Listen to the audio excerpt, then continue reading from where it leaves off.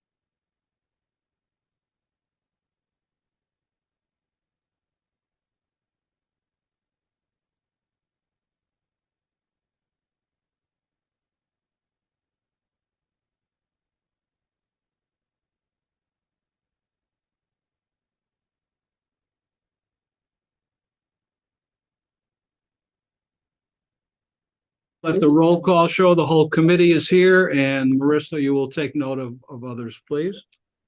Looking for a motion to approve the agenda. So moved. Now looking for a second. Second. All those in favor? Aye. We have an agenda. And the minutes, looking for a motion to approve the minutes as transmitted electronically a week ago. So moved. Discussion? Anyone find anything wrong with them? No. They are inerrant. Okay. Looking for a vote. All those in favor, please say aye. Aye. Public. Anyone from the public want to talk? I have a spiel to read if you do. We don't have anyone on the phone. No one's on the phone. No one's on the screen. Nobody wants to talk. Discussion and next steps. Distinguished alumnus announcement. We have chosen our distinguished alumnus, and that announcement of that particular person will be made fairly soon, but not tonight. Forbes School Report. Kristen, I'm going to turn this over to you again to talk about our visit, very Sure. pleasant visit today. Yeah, we had a great visit today. It was kind of a homecoming for me. Mr. Klein misses the days that I was PTO president here, but maybe not. I didn't hear him say that. It's a great little school, great community. Oh, Miss Creedon, you missed when I was here too. This is fun.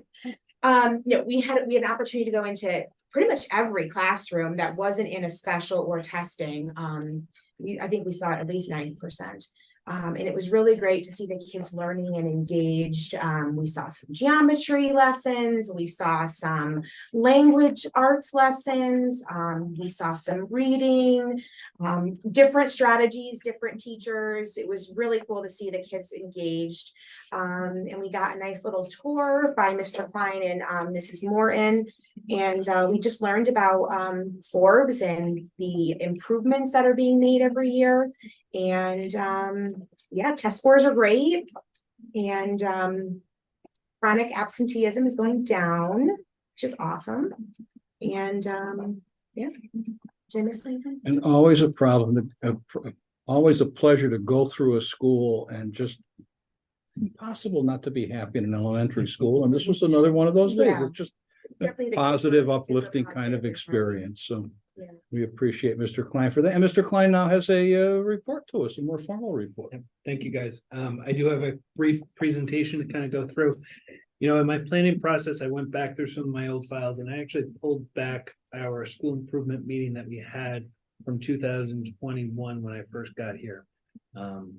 In my first slide, we've got our school's mission, vision, and values that we crafted that first year.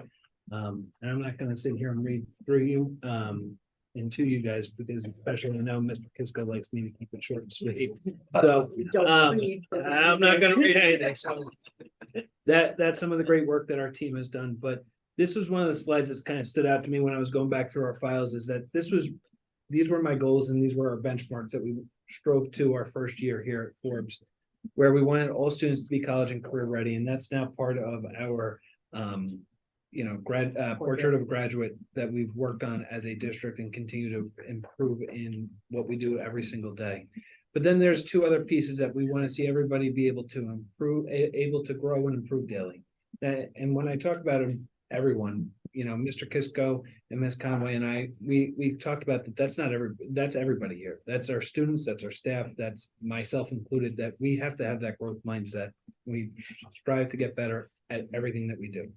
And then we talked about finding pathways that interest them and allow them to expand their impacts. And again, that's myself, that's our teachers, that's our paraprofessionals, that's our students as well. We talked about our school leader or student leadership group that we have. We talked about our school leadership committee that we have. We talked about what that even means in terms of our teachers, finding opportunities for them to find leadership opportunities within the building. And also when I give the board a lot of credit, even our paraprofessional opportunities for them to find pathways to become a certified teacher too. I've got a teacher that's exploring that this year and had one from last year as well. And that is a tremendous pathway program for everybody. So some of the benchmarks that we came up with is that shared mission, vision, and values that we did year one with me in 2021-22. Student-led conferences for the last 3 years, we've been able to do those well, and we've had great student engagement and parental turnout over the last 3 years.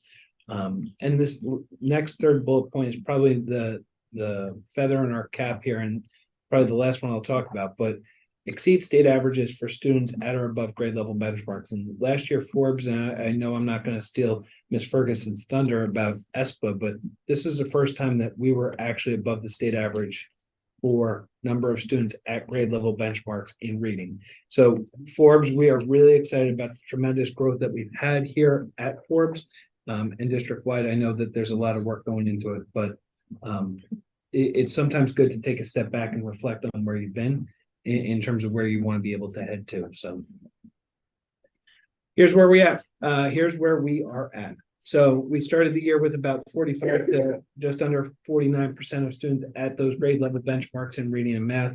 We've made tremendous progress. You know, that growth piece that I talked about in that last slide, we want to see continual improvement.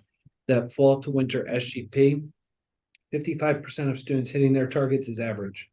Forbes, historically, the last 3 years has been anywhere between 65 to 85% of students hitting their targets. Brand new reading program this year, we are at 74% of our students hitting their SGPs, which is absolutely tremendous. Can you just let SGP? I'm terrible with acronyms, but Student I know it's not. growth percentile. Okay. So what we're trying to be able to do is see how much our kids are growing, and that's why we're closing the gaps in all areas. Thank you. This is just a kind of numeric breakdown, and what you see on that top line is the average percentile score for our kids. The average kid in our class would have come in at the 38th percentile in the fall. They're already up to the 43rd percentile. So they are moving a heck of a lot faster than the norm. And we're obviously trying to get all of our kids ready for the futures that they have at the middle school and beyond.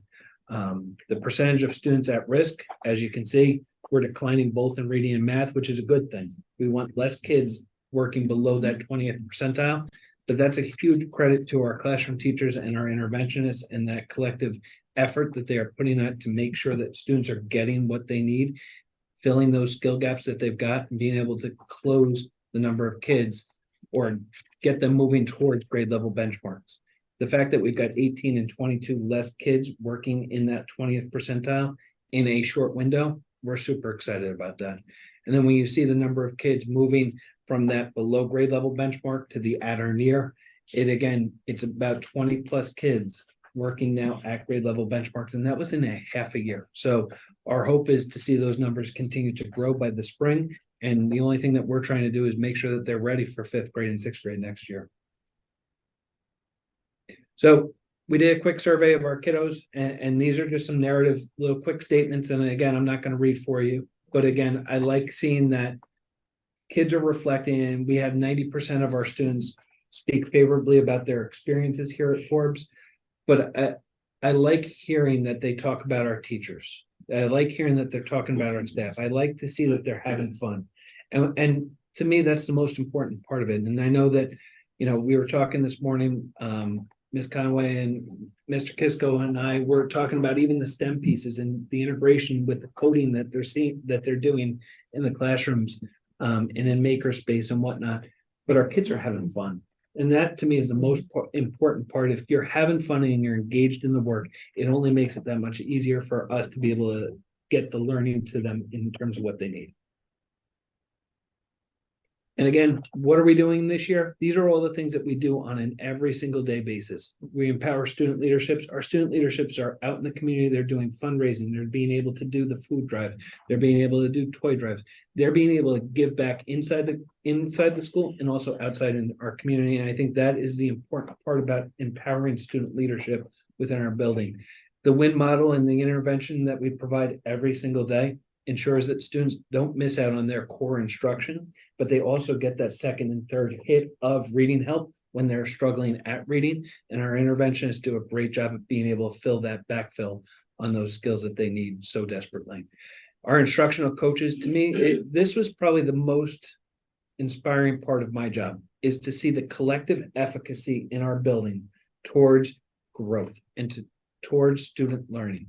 We've had so many PLCs this year, and our district has been so great about being able to pencil in and schedule some of the benchmark and also give our teachers some discretion at their will in terms of what their needs are.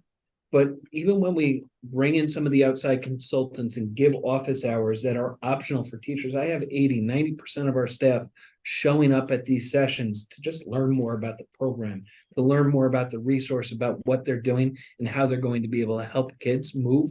And that's why we see such great results. But every single day, I've got teachers that are meeting with coaches before school, after school, during school, just to work on their craft, to work on their pedagogy, because all they care about is honestly the little kids in their classroom, being able to make sure that they're ready for what's ahead of them. To me, the local unit assessment piece, every single unit that we go through, we see continual improvement. And to me, that's the most important part of this one. We are seeing growth out the wazoo.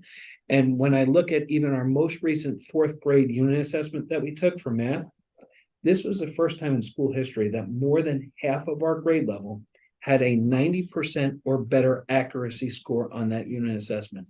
Our average score was above an 83 for that unit assessment. To think about that, more than half of our kids got 90% of the content that we taught in that 4 to 6 week period. It's absolutely amazing. And our 5th grade is doing much the same. So we're closing those skill gaps every single time that we go through it. We're seeing improvements in our benchmark. And don't get me wrong, my teachers will be the first ones to gripe that the benchmark assessments are much harder, but they're a rigorous assessment. And we're holding our kids to a high benchmark. And it's providing positive results for our kids and our community. The last one that I want to talk about up there is the COGAT improvements. We just got finished taking COGAT. And I'm sure at some point the board will, or our central office will fill you in on that one. But honestly, when I was looking through some of the tag scores that came back to us this morning, I have 30 kids that qualified in the top 5% for the IQ test. 30 kids that are now qualifying for that tag program with IQs over a 120. That is absolutely remarkable when you think about that. And that is now 30 kids who can get some extra supports and extra encouragement. And the 16 to 18 that I had already, the work that they're doing in things like our invention convention has been fantastic.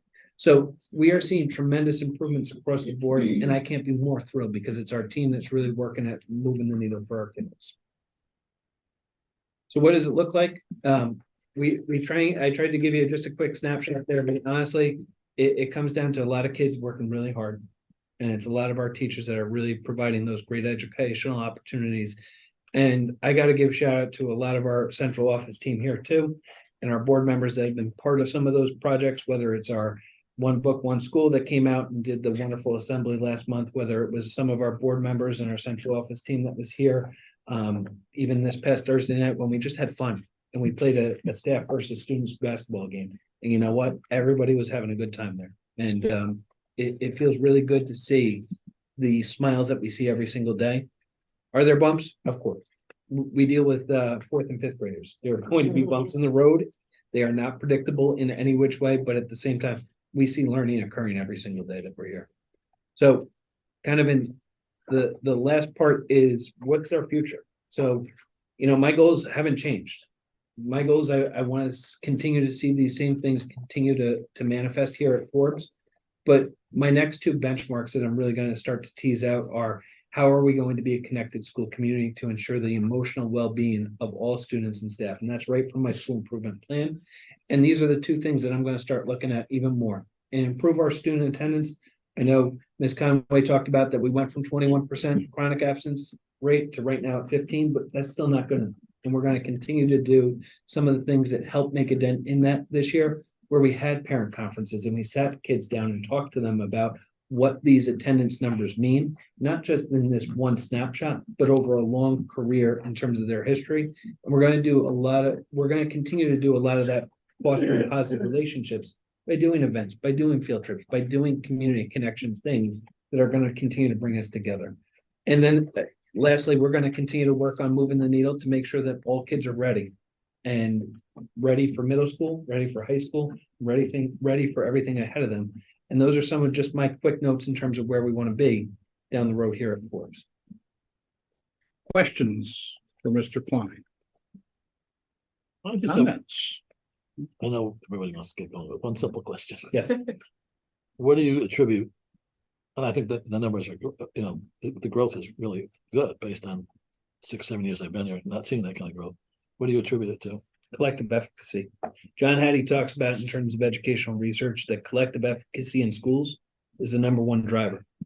And what I would say about that we've done a great job at, is getting teacher buy-in, because my goals translate up to what our superintendent's goals are, but also our teachers' goals here are all in alignment. So we have vertical alignment with our teachers, to our school, to our district. And I think a lot of that plays into it because everybody's trying to chew on the same thing and we're all pushing in the same direction together and we're talking the same language. And I think that moves the needle, plus the layers of support that we have, because those two pieces go hand in hand to provide a positive educational experience for everybody involved.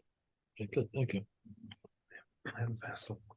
I have a quick one. The SGP, is that Yes, you do. a school level? Is it actually district level, state level, national level? What do you compare against? That's a national norm. National level? Yep. Thank you. Thank you. May I just make a comment? I just have to say, Michael Wilson and I come to Forbes quite often because it's just so close, right? The proximity, we can actually walk here, you know, and Do you walk it? we do walk here. And it's, you walk in here and you feel like you're being hugged. The minute you walk in the door, you're getting a big embrace and it's just a great culture and climate. And I think that has a lot to do with it too. Thank you, Sue. I have a comment as well. As I'm the liaison from the board to Forbes, and I had the opportunity to attend one of the PTO meetings and was impressed with the commitment that the parents had to all of the fundraisers and other activities that have gone on and will go on in the future. Thank you for bringing that up.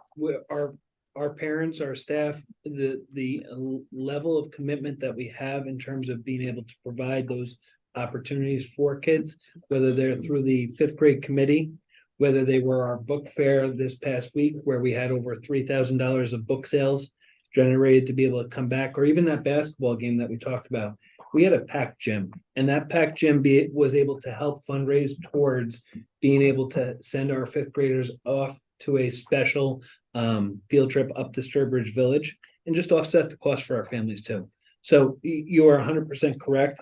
The efforts across the board are well received, and it's not one person doing anything. So it is the collective team. So thank you.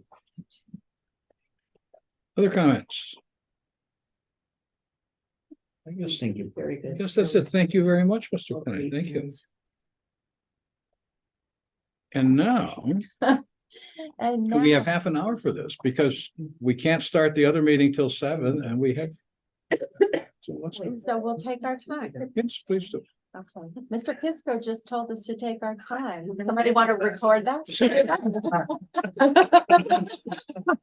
Well, we can always roll with this, with the ice. We can always start 7 o'clock early if you want to.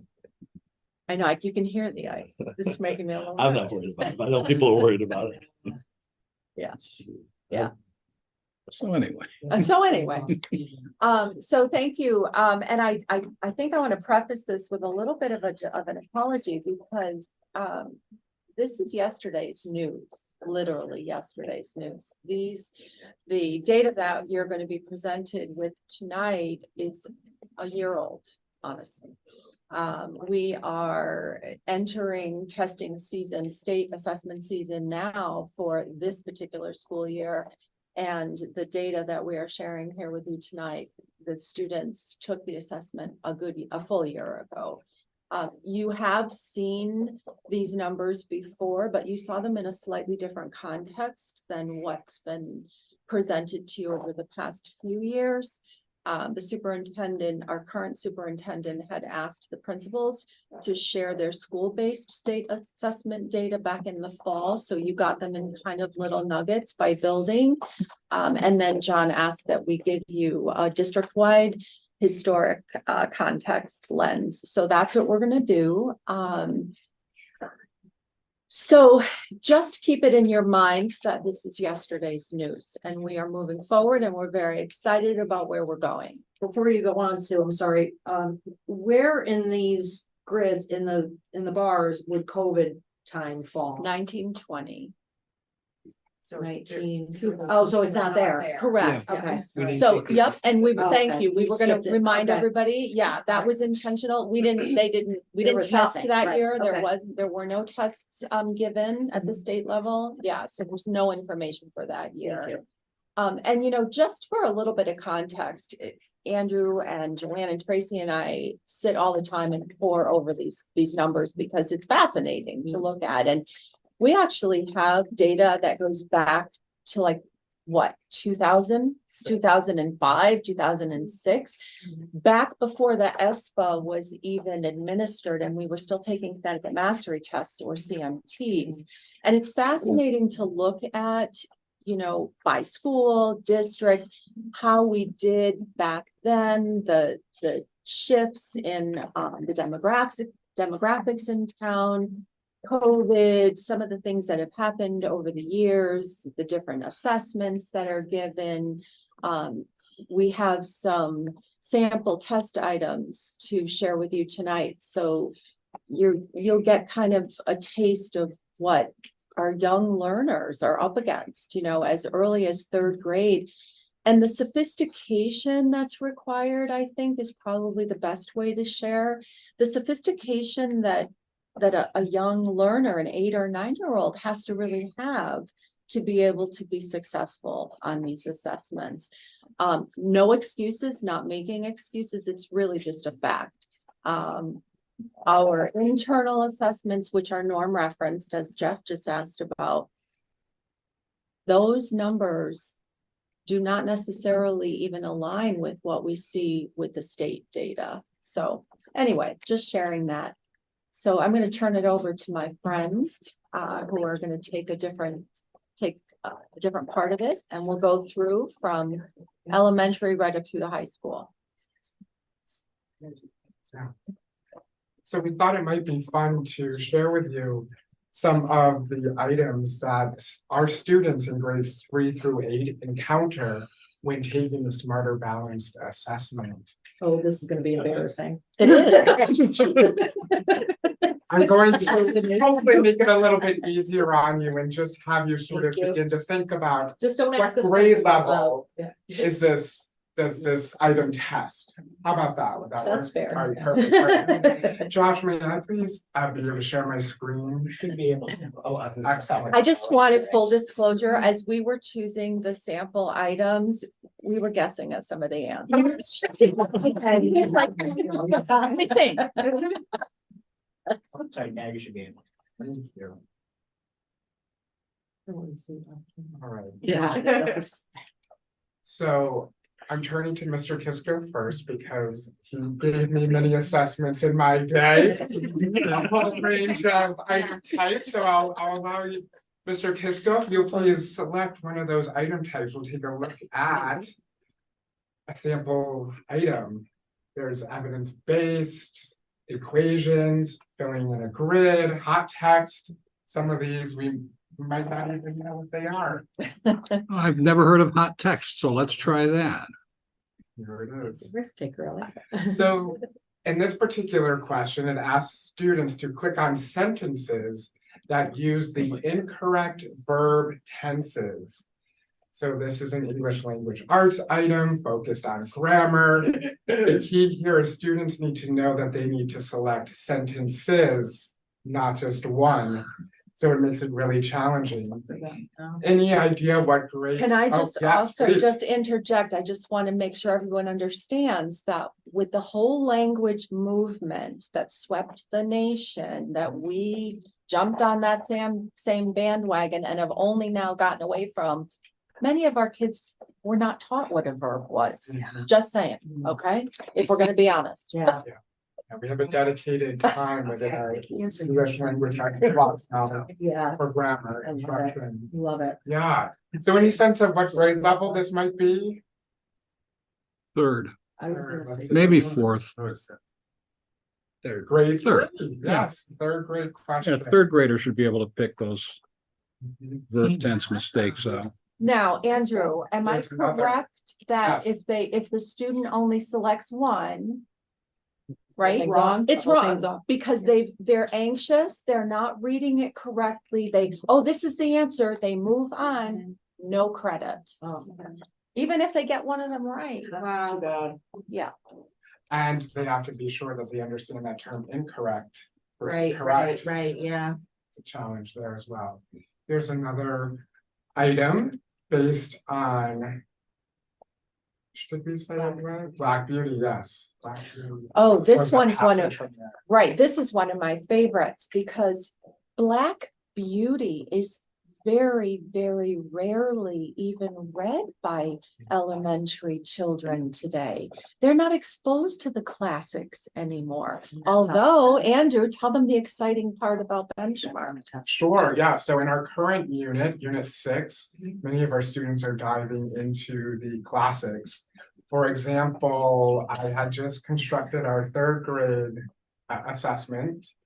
And the reading passages come from Little Women. Oh my God. I'm so glad they're getting introduced to these Right, books. so our, Some so, aspect. right, so our new program, the authors of our new program did their homework and really made sure that kids, they were Get that exposure. incorporating what kids need. And you the know? question types mirror exactly what they're going to find on Smarter Balance. So if I were to open up my benchmark assessments right now, you would see. It's the same. Yeah, so our students are having much more practice. I recall Mr. Kisko specifically with this committee, a few years ago, you had done an intense study on what are those factors that are inhibiting our students from doing well. And my hope is now that they're taking an assessment that mirrors.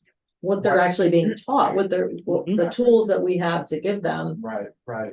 the results should be phenomenal. Just looking at the results for this year alone at Forbes, that's staggering. Those Yeah, numbers which are- is why I kind of issued a disclaimer. This is, you know, the scores you're looking at that you have in It's your too old. packet. They're Yeah. ancient history as far as I'm concerned, but, and not to steal your thunder, Andrew, but if even, again, test taking sophistication, right? That this is what the screen looks like. So a 9-year-old has to navigate this screen. This question has two parts. First, answer part A, then answer part B. So your answer to part B is contingent upon a correct answer in part A. You've got to be scrolling on both sides of your screen. That's before you even think about what the question is Yeah. actually asking. And then also, if I can just point out, you'll see that there's challenging vocabulary that has little notations. So it gives the meaning, but the student has to navigate that as well, like this word is notated, I've got to go to the bottom, look at the definition, and then make sense of it in context. And much of that vocabulary is very unfamiliar to our kids, right? I mean, a coachman, most of our kids are not familiar with that. Right. And if I recall correctly as well, technology was one of those barriers that our teachers felt was inhibiting our students from doing well. And we can see how sophisticated the technology is. So just the pure fact that our students have to know how to navigate the test technologically is a challenge. Huge part of it, itself. the testing Exactly. itself, right? And are we still imagining this on a 9-inch Chromebook? Yeah. Good luck. Yeah, exactly. Yeah, it's very challenging. And then just to show an example of a math item, equation. You can see here again, there's a lot of text that the students need to read that's associated with the item. And here is the question. They have to type in their response here using this calculator.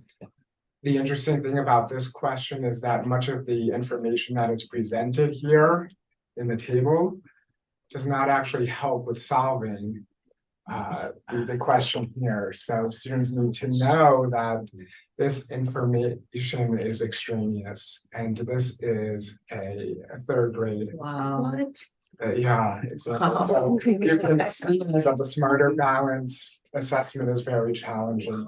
And students encounter about 34 questions at each grade level in each subject, about 34 for the arithmetic charts in the same format. So And then I would We're just want to stressed. also emphasize that distinction between norm referenced and criterion reference. So STAR is norm reference, so the performance is being compared to other folks, whereas ESPA and SAT are criterion reference, so it's against a standard. So it doesn't matter how other students do, how you do is how you do, based on the standard and the scoring of the assessment. Right, and some arbitrary standard that's been established, right? Yes, And these are timed tests? yes. these are not. Oh. No, the smarter balance is SAT not was. a time test, however, SAT is. SAT is. It typically takes our students about, we allocate 2 to 3 days for one of the smarter balance assessments.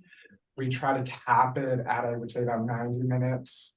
We don't want to overextend Right, you don't our want to burn them students, out. burn them out on Yeah. a particular day. So we are very intentional when it comes to our scheduling and planning. Yeah, Imagine very, you have to very be, that's conscientious about what is in the best interest of our students in order to do their best. So they work. can do well. yeah. Exactly. If I could just add one thing. So if we have an English learner who arrives today. Bienvenidos a Torrington, here is your test. You have to take the ESPA, there is no exemption. Oh. However, the scores for their first year in country are not counted for our. Towards our scores? Towards our scores. No, but what an awful But experience. for Right. these Yeah. kids, Right.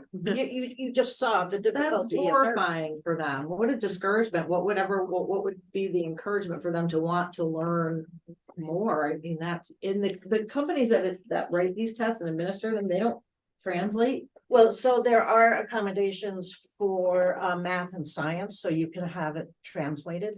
But of only course, that English assumes that Right. you have the literacy and. Of and everything else to prior- go with it, of right, course, the prior and the education. which- technology to Right, navigate, so, yeah. It's crazy. wow, just a little tidbit. Yeah, and if we don't require kids that Joanne is speaking about to sit for the assessment, then it goes against our participation rate. Oh, my gosh. So you can't win either way. And there are accommodations for students with disabilities as well. Yes. Yes, Yeah. in fact, yeah. I just brought up here, and I apologize that you do not all have this in front of you, and I did share this with you. But you can see there are numerous different tools, supports, and accommodations available to students, Okay. including specific supports for our multilingual learners. So we do go through a lengthy process with collaborating with our educators to determine. Does anyone fall in those categories? So our students with IEPs or 504 plans, Yeah. they are entitled to those accommodations under the red Oh, perfect, heading okay. there. Mhm. And then those are determined at a PCT or 504 meeting, Okay. whereas all students have access to those tools under the blue heading universal tools. Okay. So that's another thing when we think about technology. We're That's- constantly modeling for our students how to use all of these to their benefit. Mhm. So we try to use it as much as possible in daily instruction. And then those, Yeah, there's a whole bunch of. under the orange column designated supports, we tend to offer those to our students who receive intervention services or are multilingual learners, students who may just benefit from a little extra support, Yeah. but aren't designated under a 504. Oh, great. That's good that you have that option too, that Yes. flexibility. That's Absolutely. great. Well, it's really not that flexible. It's not Right. The student has to demonstrate a need for those Yes. supports every day in order to qualify Okay. for the, yeah, Yeah. it's a process. Yes. Don't make it easy. So Andrew, Yeah. go back to the last screen that you had, please.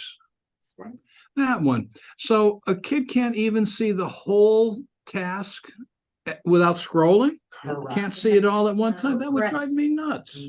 Yep, absolutely. Okay. Mhm. I have one question, John. Mhm. Just really for you. In that, we're post-COVID now, for the kids who don't, who don't attend class like they should. Mhm. And it continues, they're never gonna be able to survive these tests if they're not in school. What are we doing to try to? Rather than, are we pushing them forward, or are we just gonna try to hold them back so that? they- Well, we they have a can policy, compete in but some we way? have a policy now, Gary. Well, I know So- COVID's over, so are we gonna enforce those? I don't know what the policy is. To be honest, but- Yeah, we have a policy that prevents us from socially promoting, so we're actually closing in on our first end of year with that policy in place. I don't know otherwise how they can compete, Yeah, actually, and whatever the program may be, whether it's tutoring or, you know. I don't know. probably I getting didn't read it. ahead of things a little bit, but I'll just say that the superintendent and I last week met with our Alliance representative. We met for about 2.5 hours, and he was actually very, very pleased and very congratulatory, right? It was commending us on, Michael mentioned our chronic absence numbers are significantly lower than what they were. So we're getting there. We have a long way to go, but we're getting there. So. And if I may add on to that, being in an alliance district, we had the very fortunate opportunity earlier this year to meet with the state's chief performance officer, Ajit, I apologize. Gopala Christian. Thank you. Who shared with us this very sophisticated tool that the state has developed called an early indication tool, which can do exactly what you're referring to. It can correlate students' levels of absenteeism with their academic performance, so we can begin to zero in on who are those students who might be most at risk for something like academic failure. Right. And because you as a board have supported our robust intervention services, we are now able to intervene with those students rather quickly. So we're very appreciative of the work that the state is doing, coming out, partnering with us, and ensuring that we are well versed in using these tools so that we can really meet the needs of all of our students. And Gary, to piggyback on that at Forbes, one of the things that we did after winter testing and some of our SSTs that we've had on kids is that we as a team come together, and we've been doing probably 20 to 30 parent conferences from January through now, outside of just the parent conference window, and having some honest heart-to-heart conversations about where you are at Good. and making sure that you're ready, because it's not too late right now. You still have time to be able to kind of get on board and do what you have to do. But we've got parents on board with that. We've got kids on board with that. And that's kind of helped propel us even further over the last couple of weeks. So thank you. Yeah, I think we're finally starting to be able to say that COVID is in the rear view mirror, you know, there's a little bit of residual impact, but we don't really, it's Yeah. not a focus at all anymore. It's like full steam ahead. Yeah. Yeah. Ready? Yes, ready. Mr. Michelson, we are all set to continue with our presentation.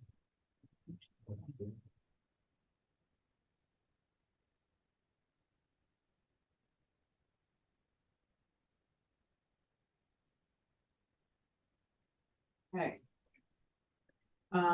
So the slides that you have with the data, they're all kind of organized the same way. So just wanted to kind of establish some things about what you're looking at. First, when you look at the data and the different years, you're looking at different groups of students. They're not cohorts, it's different. It's the group of third graders one year, group of third graders the next year, and so on and so forth.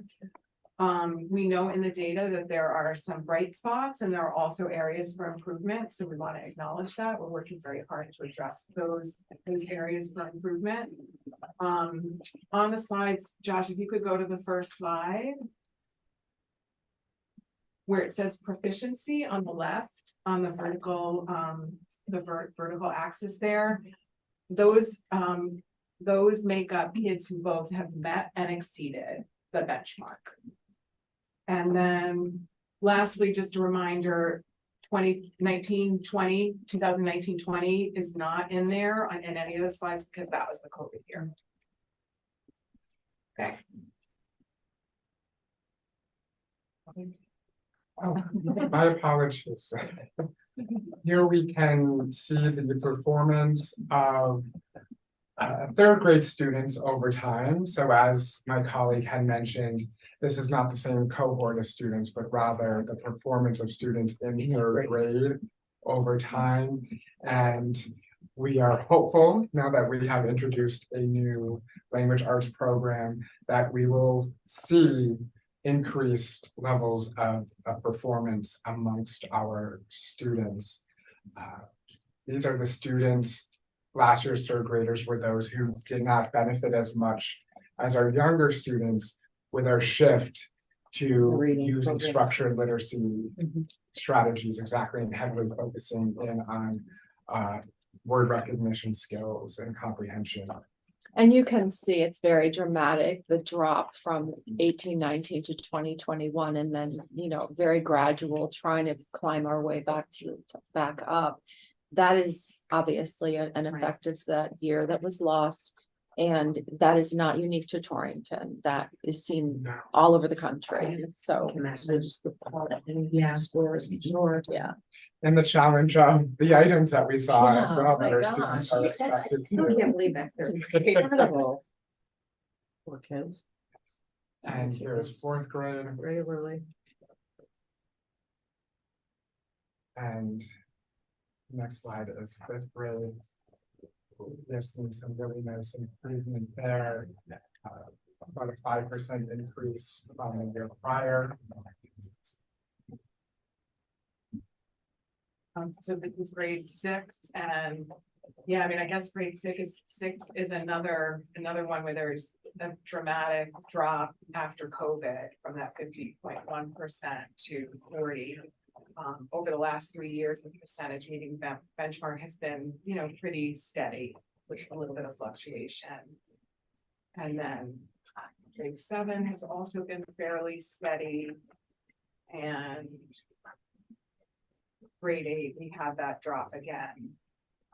Pretty significant drop from 2018-19 to 2021. And then it's been, about steady as well. A little bit of a decrease, not what we want. We want to see increases, but.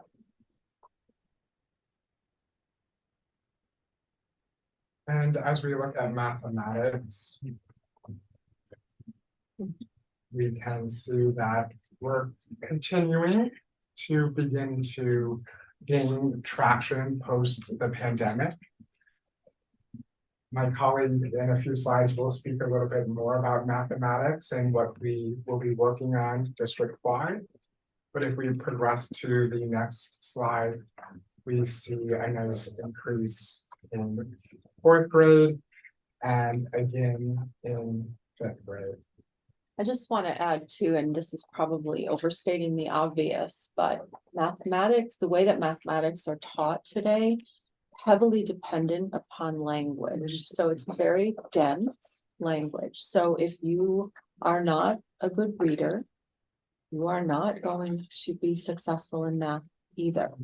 So it is my belief that what we are doing in reading at our earliest levels is going to have a direct positive impact on math. And if I may make a further comment about 4th and 5th grade mathematics, Southwest School was recognized by the State Department of Education as a school of distinction for having high growth for all students, and particularly for our students who are identified as high need students. So congratulations to, so last year Southwest earned this distinction in the English language arts. Oh, okay, it was This year, language arts last year. mathematics. Congratulations. Congratulations. It's up to our teachers and coaches, everybody.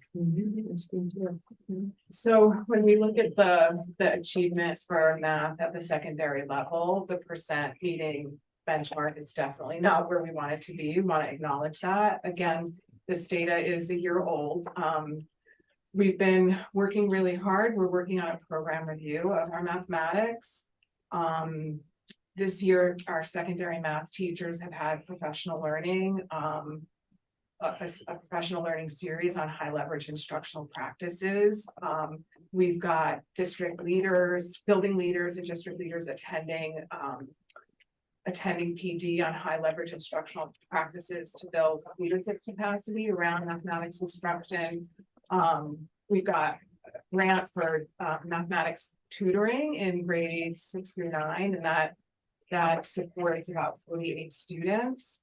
So we're seeing a lot of positives coming out of that. That's supporting the students in their tier 1 math classes. And then I just wanted to go back to something Sue said. I knew there was something that I was thinking about the reading, but I hear from, particularly at the middle school, the math interventionists talk about where students get hung up a lot of the time is in the reading.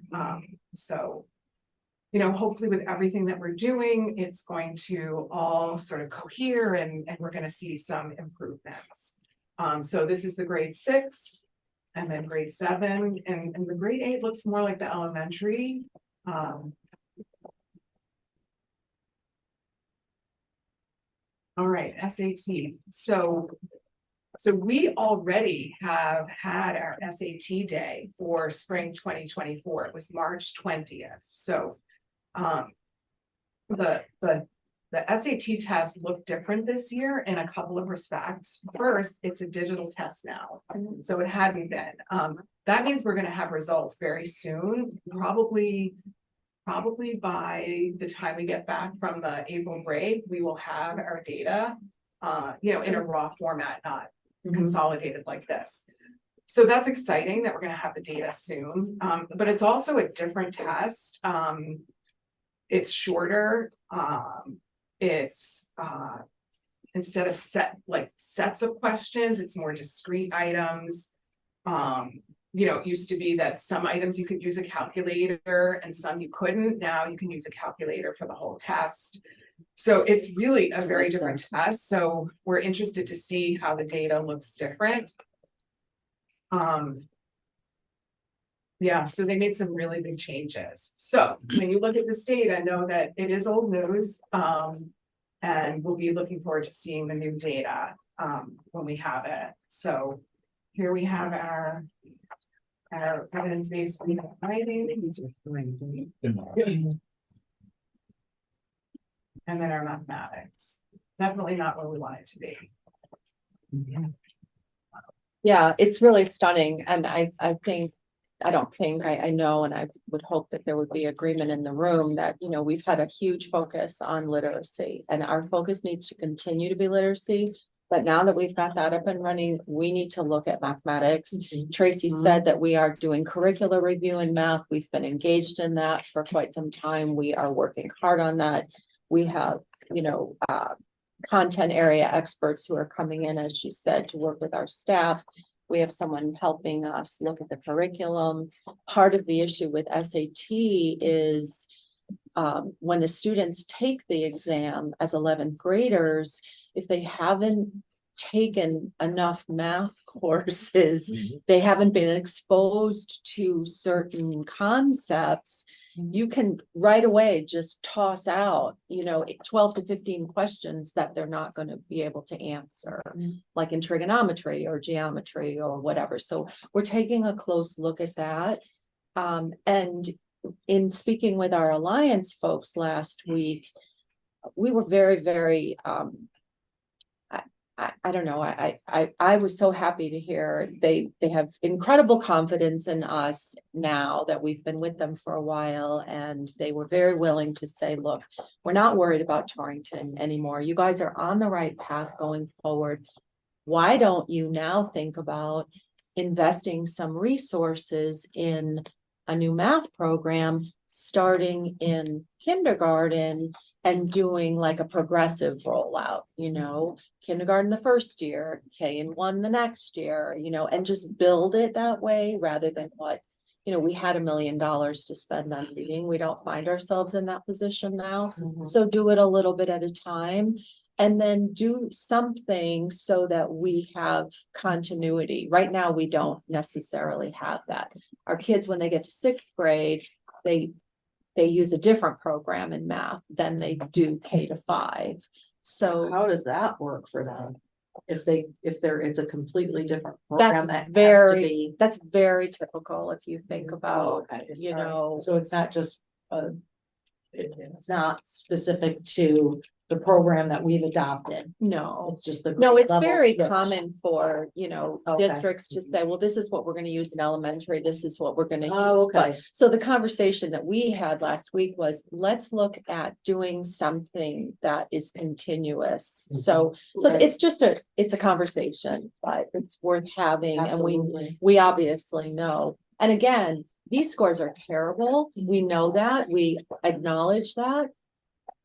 But again, we're not alone. I mean, statewide math tends, especially among Alliance districts, And math, we will see that in upcoming Yeah. slides. yeah. So is it the new math versus the old math that's the problem? I mean, we course corrected with the, you know, English language arts. I mean, I think I know what you mean by that. but I mean, I look at my kids with the new math and none of it made sense to me. But yeah, I'll tell you, I have 2 college roommates that were professors in this, and they said when the kids get to college with their new math, they're not prepared for college math. Whatever the reason is, I can't tell you because I skipped most of my math classes and I wasn't a good student in high school. And without taking all those classes, I took the SATs. You might as well forget about it because you're just never going to be able to do anything with it. But most these 2 friends that I have, their roommates, say the same thing. This new math just doesn't give them the tools they need to reach the levels of mathematics that they want. Whether that's true or not, I don't know, but Gary, I would say that I almost feel like it's the opposite. I think the old math focused on fluency and following procedures. You know, you follow a certain procedure to solve a problem. So there wasn't necessarily the conceptual understanding. The new math requires the fluency. We're not getting rid of that. But we also need to build the conceptual understanding as well as problem solving. So the new math kind of requires all 3, and it's harder. But so what explains the drop off then?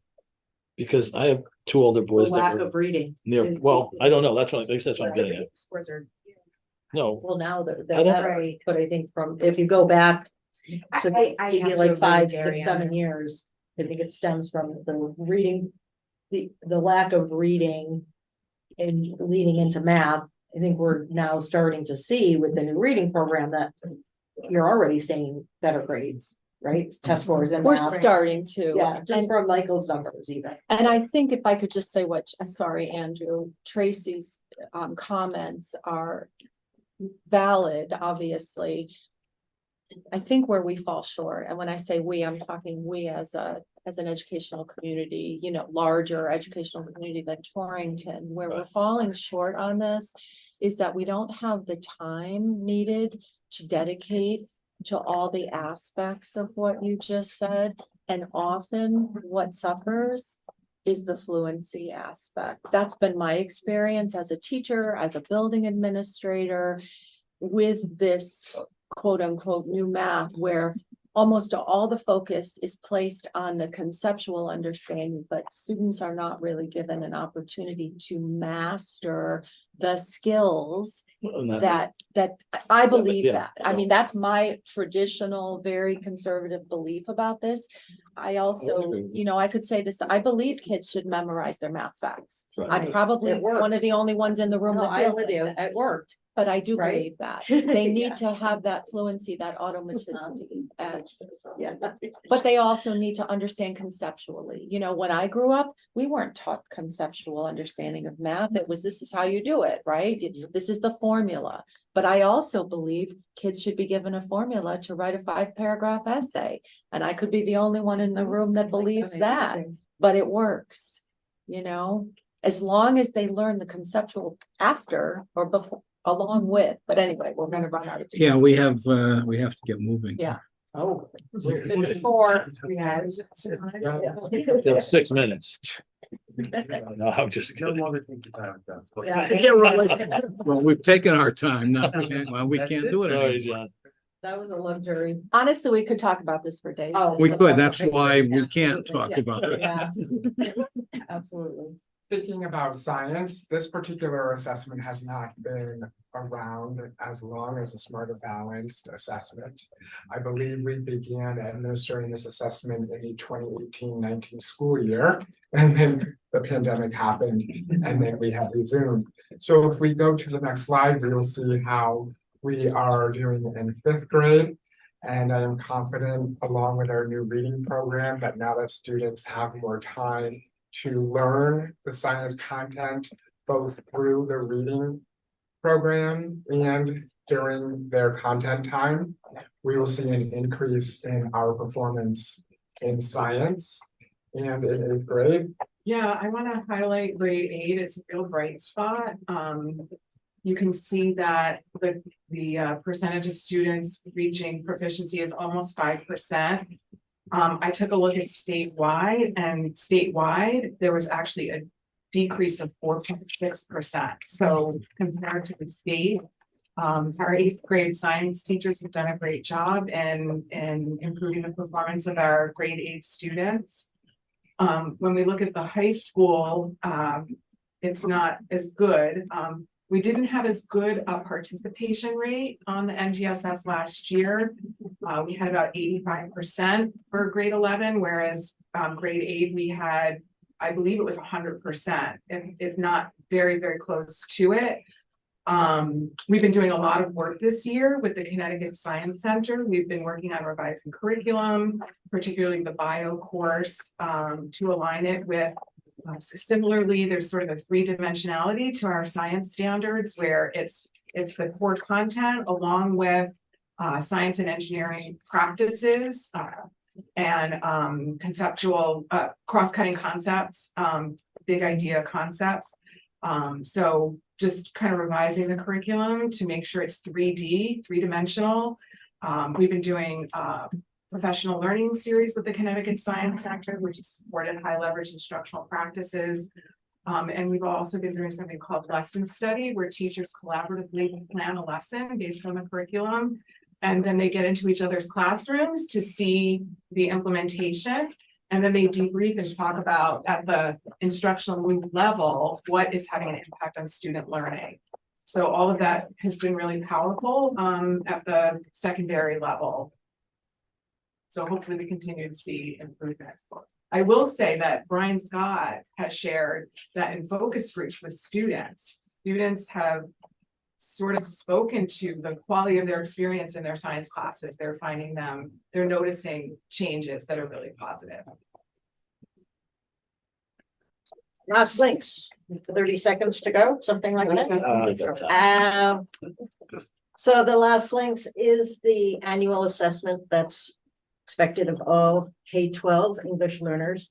Both by the state and the feds require this. The annual testing window is January to the beginning of March. So we have just finished our 24 testing and we should have those results in May, but you go to the next. But this is a proficiency report. So these are the percentages of our students who achieved proficiency. And you know, Last Links gives proficiency levels from 1 to 5. 1 is beginning, 2 is early intermediate, 3 is intermediate, 4 is proficient, and 5 is proficient. And so students who reach proficiency, they then have reached mastery, according to the state, and so they will exit. So it's not like we can keep our EL pool and keep measuring them in our Last Links scores. But so, you know, there's that percentage, which I think more significant is the growth rate, which is a couple of slides from here. So Joanne, just to be Yes. clear, so that 22-23, 14.8%. Students met proficiency, so are gonna exit now that 14.8%. Right, they exited as of July 1st because of that. So they are no longer in our current EL. Got it. And one thing to mention is also, as I've shared with this committee before, the number of new arrivals, newcomers we've had has been really on the increase the last couple of years. So we have significant numbers at those very beginning levels. Do they, Ms. Green, when they, I guess, proficient, they become proficient and they get out of the program, can't be scored anymore, can you still provide them with supports? If Or they they need it, just are- so we keep them for 2 years, they're on a monitor list. Okay. So the alright, EL so they- teachers at each school know who. just to keep they an eye are, out for right. them, and, okay. The Josh, the next slide, I think here we've got some comparative data for both in ELA and in math. And this was a way, the DIRG is the district reference group, thank you. One more acronym, right? And so, Josh, if you go to the next slide. This just shows ELA achievement. This is the entire district. And this puts And us against the state. in the middle. Right, so the state is over there, 63.9, Torrington, 60.6. But compares us with folks that have more or less the same demographics. And that's all our tested students. Right. This would be the 3 through 12. Not just the whoever- yellow. or 3 Correct. through 11, right, yes. So I'm talking, but this is not EL. But all of our ELs are also part of In all this this too. other data that has been shared. Yeah. I think and- what's really exciting, if I may just add this, is that when we first became an alliance district, if you look at the red bar, which is us, we were all the way to the left. Where Manchester is right now. and Correct. some of the- We yeah. were at the lowest point among our DIRG. And even lower than 40. Right? Yeah. Yeah, it was, that's pretty, yeah. It was- Not Great then, great then. Right, right now, like it was this. And the next is the math Nice that for we're getting- ELA growth. Nice to be noted of too. I like these grids. I do too. There's very easy for us to follow as far as where we fall and. And this is exciting for our growth, Yeah. right? I mean, we're neck and neck with the state. We gotta get by Bristol though. And we actually Yeah. received double the amount of points from the state for our growth score versus what we saw on the last slide, the achievement score. So it's better to see that we're further to the right Yeah, for the growth. with growth. Okay. And the state, the blue bar, the state, that includes every district in the Right. state. So that includes That's even Durg huge. A districts like Wow. Avon. Yeah. We don't recognize them. That's Yeah. impressive. It is. Turn to math, Yeah. as we indicated, we still have work to continue. Tracy eloquently described what we're going to do as a district moving forward with math. However, when we look at the next slide, we can see that we do have some nice growth happening. And if we think about this in comparison to what Mr. Klein had shared with the growth that we're seeing this year, we feel that we will see even greater growth this season. And And then we have science achievement, and finally, looking at growth on law. Right, and this is the more telling story, I think, the fact that, you know, we're at 55%, again, this was last year, but that 56% of our students met the growth target that was established by the state for them. So it's encouraging that the efforts of everyone is paying off. So that's literacy growth, that measures the reading and writing aspects of the lost links. And the next slide is the oral language growth, which is the listening and speaking subtest of the lost links. And I think that's I know we're out of time, but We have time for one question. Who would like it? I won't say a word. What I'm gonna do is put this on the agenda as an opening item after the school report for the next meeting, after we've had a chance to think about this, think about the things we want to know and talk about, and I'll leave time for discussion too, because as we've said, it's an incredibly complex topic with all kinds of rabbit holes to go into, so we'll have time to pursue those a little bit next time. That would be great. We love talking about. Right, but there won't be a need for any, we have all the data we need, unless someone has, I guess if you have questions, you can send Oh, you can to, fire them off. We'd be happy to take your questions. right. Yeah. And we can start with those at the opening of the next meeting. Okay, topics for future meetings. I have continued discussion of all of this. You talked about the retention program. Could we get some data on that? Because aren't we supposed to notify parents at some point in the school year? Yes, those conversations have been happening all year Right. long. Can we quantify those at some, So, aren't we keeping those kinds of records? well, no, we have those. I just don't know how public we want to be with those at this point, but we can give an update maybe on what we're doing, because we are providing, part of that policy was that our obligation would be to provide extended day, summer learning, all those opportunities before. Yeah, I think we just want to know where we are on that, because this is the first year with a real policy, and Okay, just don't know where Like we what, are as with it. far as numbers, John, and how many students Even- are at risk, or what do you? Numbers would be nice. Numbers would be nice, Yeah, but we because don't, we're talking to people, we're keeping those records. well, sure, the schools are, Yeah. yes, tracking students, absolutely, and meeting with families, as Mr. Klein said. I mean, it could be what the ongoing retention issues were before, and how we dealt with them versus today. Or we're progressing, or what we're providing, I don't know. Some sort of update. Want to broadcast how many of our students may be at risk for being reading? Well, that's what I worry about. I don't know. Why are you worried? Why am I worried? Yeah, what's the worry there? I just think I'm not worried Oh, about well, it I per thought that's se. what you I'm said. not worried. I'm not worried, but more of like a protecting the student. I mean, we're not gonna name names and things like that, No, but of course not. I don't just- know. no, That's I- that's my 2 cents. I How don't is know this the policy broadcast, working, don't I know. guess, is what what I want to know. And it originated with this committee, you know, the whole retention thing originated with this committee. Just how are we doing? You know, we have a policy in place. What's happening because of it, I guess, is really all we want to know, Okay. I think. What's a good way to word it without giving up?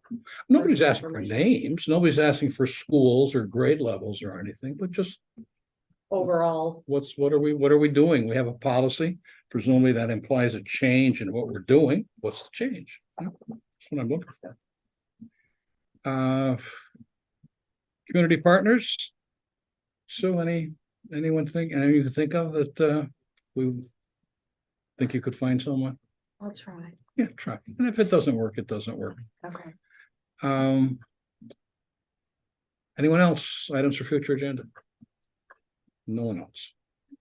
Okay, comments for the good of the order? Anyone want to, Tracy?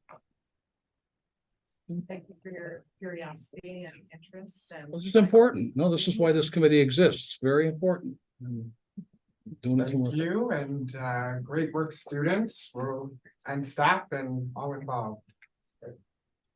Next, Great presentation. next. Absorb. You do a lot of good work. Yep. I appreciate the presentations as well. And thank you to Mr. Klein and the staff at Forbes for welcoming John and I in today and giving us a great tour and insight. Thank you. Mr. Klein, thank you for your presentation. If you're one book, one tool, I did order Slacker. I halfway through it. So I haven't had time to sit down and actually read a book since I was on vacation, but I am gonna read it because it's really cute. So if anybody wants to borrow it, I'll bring it in. Anybody is welcome to it. And I could talk about this stuff all night too, Sue and Andrew and Tracy, everybody, the reading, I'm thrilled that the money we invested last year, we're already seeing results based on the numbers that Mr. Klein was able to provide. Not necessarily these numbers, but you can see the significant growth and that's really exciting. Yeah. So thank you, everybody. Great presentation. Thank you. Kudos to the presentation as well. I mean, the data tells stories over a period of time, but you never want to forget the amount of dedication and work, the day-to-day things our classrooms teachers and our students are doing to build this. And we'd be lost without the people we have in Torrington doing this job.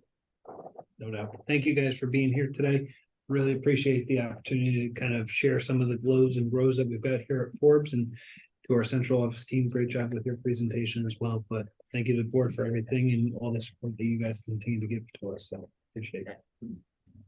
So, Want to thank the presenters for their presentations and commend them for the number of hours I'm sure it took to put all of the data together, both the central office people and Principal Klein.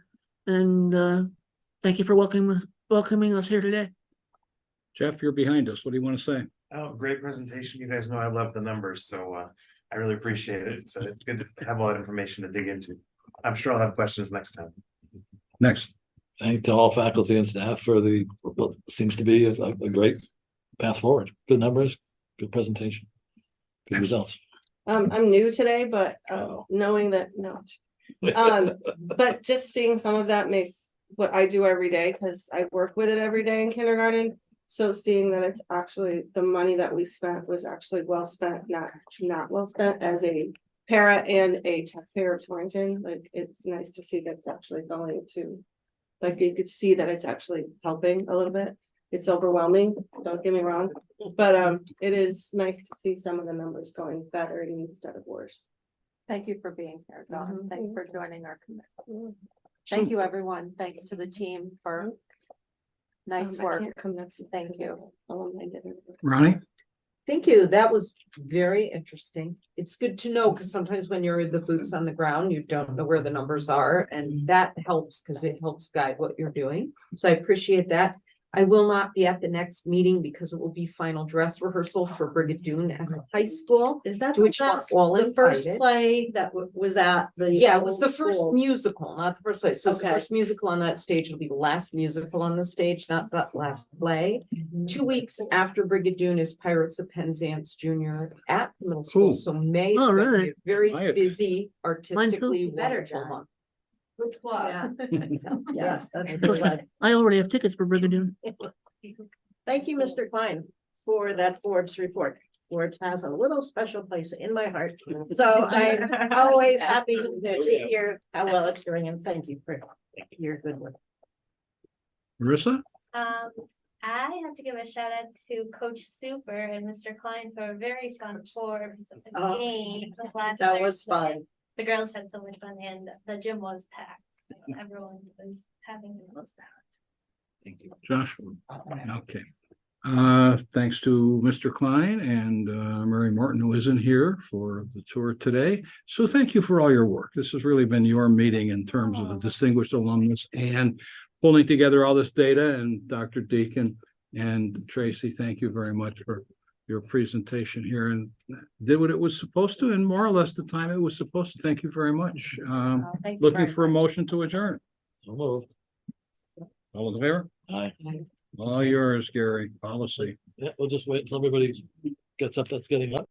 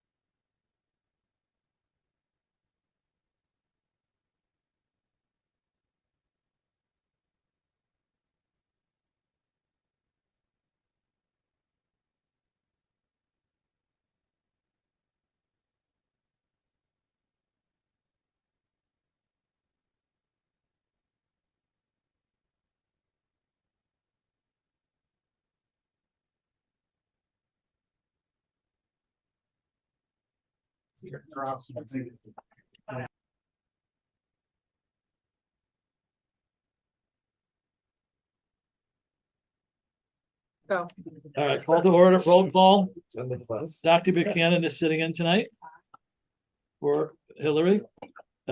Miss Swirling, Miss Swirling. Mr. Knight. Here.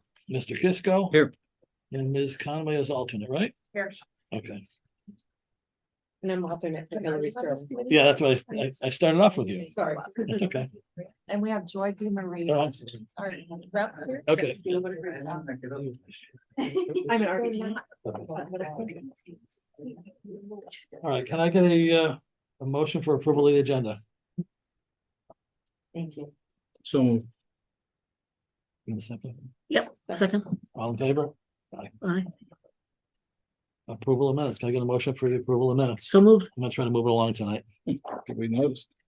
Good. John, can I get a second? Second. All in favor? Aye.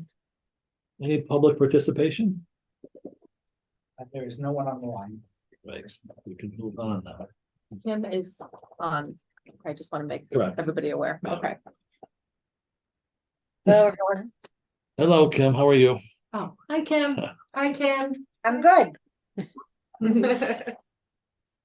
Discussion, next steps, policy number, let me preface this with, I think some of the policy issues that are addressed tonight, I think Sue's gonna have something to say about trying to move this along and addressing some things later at a regular board meeting, because there's really a lot in these policies. You met that Sue or the Sue?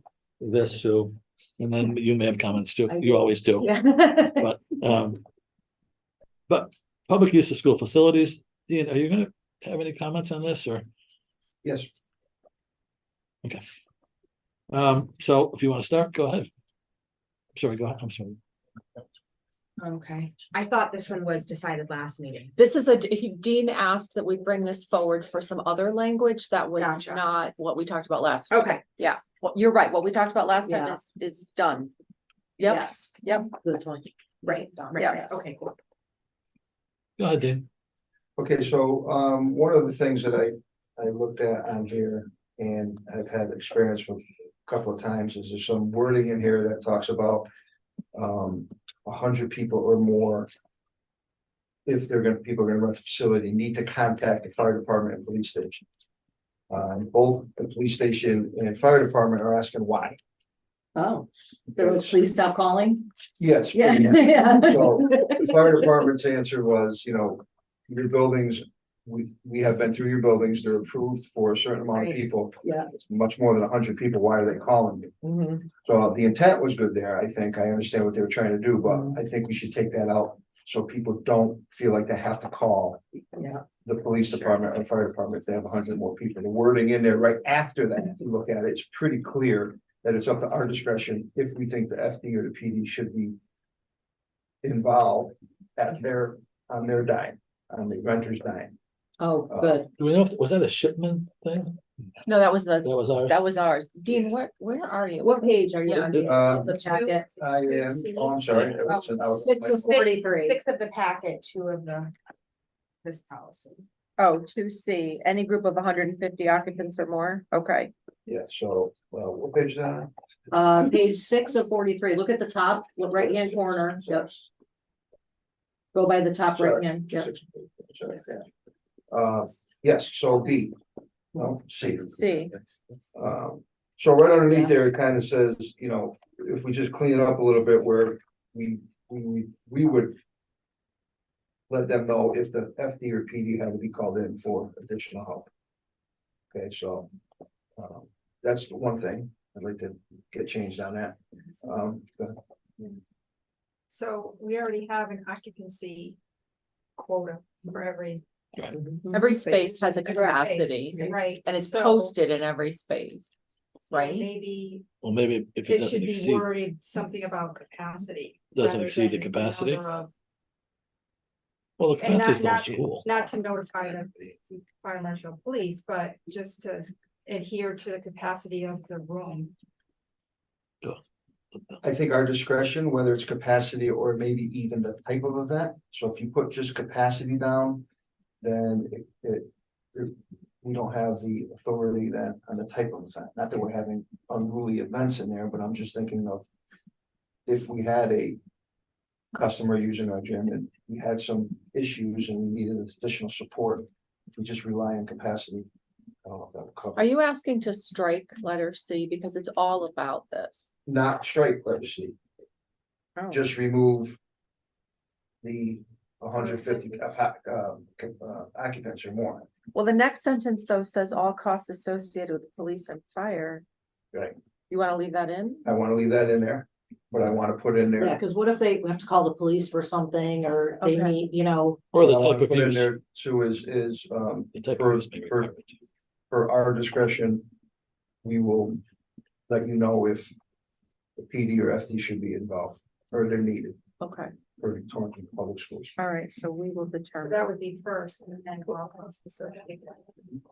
Jeff, you got a question? I remember the context of this discussion that I'm not sure where the fire department re-entered. I thought we had actually stricken the fire department from, this was before you, Dean. Well, it's on our form, that's how I'm Yeah, getting. the fire department, the discussion was, there were a couple issues and we were trying to, best way to put this, collectively have liability, let's say, so that if you had over 150 people, there was a concern that something may happen, and we were giving the police department an opportunity to decide, hey, we think we should be at that, rather than us calling them and saying, hey, this is a rowdy group, or because if you call and say that, they're gonna say, why are you renting the building to them? There was like a half an hour discussion about this. but if the police have said that they don't need to be contacted, the fire marshal doesn't need to be contacted. If we Yes. stay within capacity, then I'd say we remove the language. Yeah, and the fire marshal, I thought we decided this last time, was that it was capacity, is because there's different capacities for the gyms.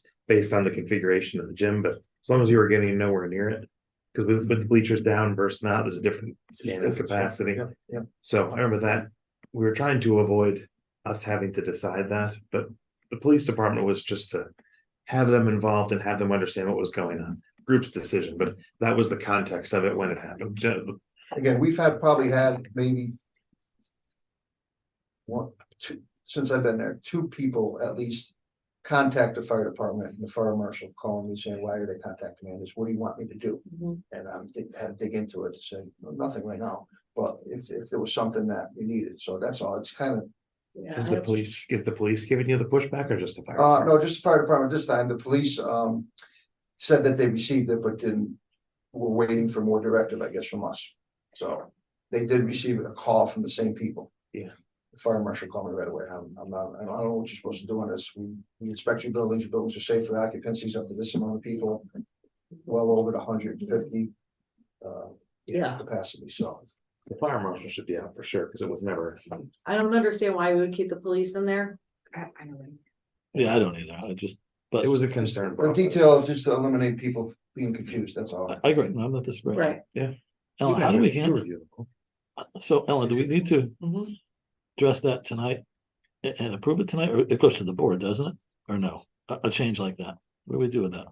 You would do the change and then recommend it to the board. That's what I'm asking. Okay, we just can't change it ourselves. Right, so we're basically asking to strike that first sentence and then just to add something along the lines of.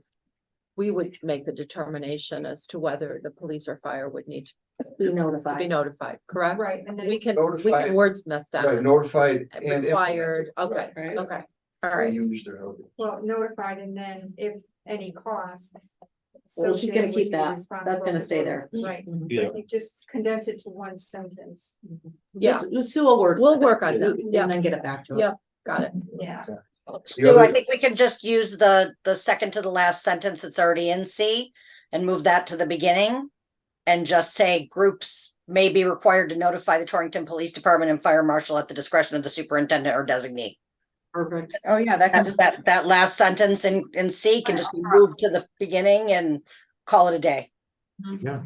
And Good that's what catch. so great. That's why, yeah, Kim is Kim. Anything else in that one, Dean? Yeah, so the, a little bit of confusion, and it was on my part also. Where, and if you read it, I guess it comes to light, but I think an example should be placed, on page 7-43. Under fees and other costs. Number 2. Activities of school-related organization include nonprofit organization operating within the town servicing 10% or more of the Torrington Public School students during the school year. I was under the impression that it meant 10% of the organization. In other words, if I had a group, if I have 100 people participating in my group, 10% of that should be part of Torrington Public Schools, where no, what this really means is 10% of the entire population should be included.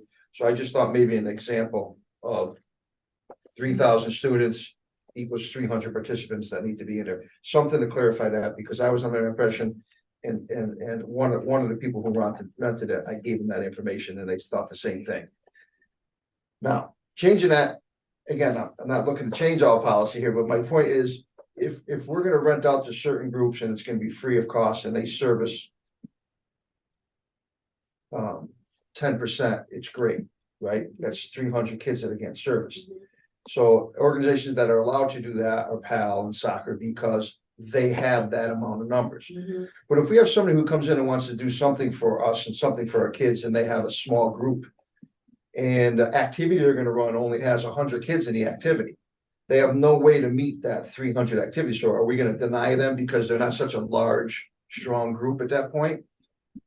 That's my I would say only, no, I think that's, and we had this discussion when this policy went into place, there were going to be instances that we didn't think of that might fall in that category. And how do we handle that? Does that mean modify the language of the policy, or does it, I mean, what does it mean? So it's not. I've we never make liked, I've adjustments. never liked the 10% of the total population anyway, because it really leaves us with PAL and Ed Advance primarily, And soccer maybe. but, and soccer, but. But one Right. thing that we discussed last meeting was in regards to the orchestra. Right. Was that they said that they, in order to meet that 10%, they would provide tickets to shows for students or have them. Practice with them or be invited to, you know, different Right, things. which they did, but using that example, if it were to stay under number 2, they would have to provide 300 tickets. Right. Or more. We have 4,000 students, 400 Right. free tickets to one of their shows. Sure. And that is just, that's unreasonable. Yeah, I don't think your situation should be a norm. No, yeah, it's not because of it was just Yeah, it's older, just it's the a way- grandfather they're just program, grandfathered, right? But I agree that the language could probably be modified for that reason. There are Yeah. organizations that aren't big enough to meet that. Dance studios. Right, the dance Right, studios, the right? school, yeah. Jeff, Well, the dance studios actually pay. They have Yeah, always pay paid. a fee. So. Yeah, they so I- do, I yeah. guess my But thing they're would, not a I don't think nonprofit. non-for-profits, they're not. no, but it's a Yeah. 10% thing. This also discussion came about, and the number probably could change. But if you did 10% of the organization, you could have. A group with 10 people have one, you could have 9 Simsbury students and 1 Torrington Public School student. And Torrington Public Schools absorbs the cost for. So that was the spirit behind it, was trying to make it so that we were supporting our folks here in town. But that 10% is an arbitrary number. It was, yeah, I'm not Right. saying, I'm saying the Right. 10%. I know, I'm just asking. I It's mean, an so if arbitrary you go number like that, based on I would anything. say 80% of your group has got to be Torrington. Students. Forget 10%, using the word 80% of your group that you're gonna come in there, so if you have 10 people, 8 of them have to be from Torrington. Sure, because you have churches who rent too, so if you take the 10% of the group. You know, that we do have some various organizations that rent, you have to. If you pick a number, we might want to look at the impact of that choice. I'm not saying it Like shouldn't we did change. this but- time, we didn't. Yeah. No, this language, looking at this language in hindsight, it's, Well, right, so the way that you interpreted it, and I think that's what you're saying, is it worth considering looking at that, defining it that way instead? yeah, the reverse of it, yeah, Yeah. that so many have to be Torrington residents. Yeah, I think that makes it, Well, so that the 10% is the way that you thought Well, then, originally, because Pretty much. that's what I thought too. No, because the 10% is the way what Jeff is saying. everybody would get it for free. 2 people out of 10 would be, then 2 people out of 10 would be from Torrington and they're getting the gym for free. Maybe it's a dual, maybe it is written a dual way. So that you are 10% of your group, you service 10% of our students. And or 80% of your, maybe there's a way to do this that you protect yourself on both sides, make our buildings available to the community, which is obviously we want to support our students and families, but. We could look, you guys have the facility use form request, you could probably look at this and go, well, if we do it this way, these 9 people who have paid for the last 15 years. Will not pay. I'm not saying that that's bad, but we have lots of discussions about costs and benefits and things to these types of things. I have a question regarding, what's the process we use to verify the accountability? That's what I was gonna get to next. Do we get a participant list? And I mean, that So, could be a lot of I work. can answer that. Yeah. We don't have one, so Yeah. I know working with PAL, we have registration forms. Right. Well, we could, if soccer, you could confirm you too. you can confirm, Mhm. but going into this. So if you put registrations out for an event going into it, you really, You don't you're know. hoping it's gonna be all you Right. Torrington. Well, I mean, for PAL it is, for soccer it is, Mhm. for some of these other groups. Right, how do you verify? Like the volleyball leagues, the adult volleyball. Yeah, but again, Well, that's not volleyball's nonprofit. paid, right, so, okay. you know, there's not a lot of situations like this, but there are. They've come up. So, do you make change, or, I'd hate to adjust on the fly, because then you get the minutia of all of that, you know? Well, you know where we stand. We're open to, change, modifying it to some extent. So if you want to give it some thought and change the language to flip flop or do the and or and bring it back to policy to just look at and push to the board, because it's come up a few times where it's not clear. So why not take a look and, There are things like religious groups too that are nonprofit that would qualify in some ways and not in others. You know, so here's a good example. What about some of the religious groups that we have that come from out of town? That use our facilities? do they pay? They're nonprofit, but they obviously, they're not servicing Torrington residents if and I I'm think they using pay. it, I don't I know. might be wrong. I think some of them They do pay. do. My They pay? recollection was they pay, but if we were to go with 10%, I believe it would not pay. Because there's not from, they're out of town, but they're not like Madison. They're, Mhm. you know, they're in our northwest corner. If I were them, I think you could make a pretty good argument. I'd go find some I friends. thought there was a place, a church coming from like Manchester or something There could be. farther. It's, they have to present a copy of their 501(c) letter. Mhm. But not the Well- participants, we don't have anything in there. The only part with the participants would be activities of school-related organizations. So I don't know. Otherwise, What do you think, Gary? Just, Well, I are you think, comfortable with that? I am, I think it'd be helpful if he thought about it more than we did, because We're not There are- exposed to it every day. I In the know. different situations Yeah, that come it's- up. there are so same many issues that are coming up, possibilities here so. without thinking about it. Right. So And maybe, I Dean, why I don't think they we should be just- responsible as well we'll as sit and superintendent. talk about it with Michael and we'll come up with some proposed language. Yeah, and that bring it would back. Because meet your needs, because yeah. you are the ones dealing with it every day, Okay. coming into these different scenarios. So you probably see the typo in there too. Yeah, I saw it. Thank you. Yes, Ellen. I see there's two different things. Number 2 is activities of school-related organization. And number 4 is activities of nonprofit organizations that aren't school-related.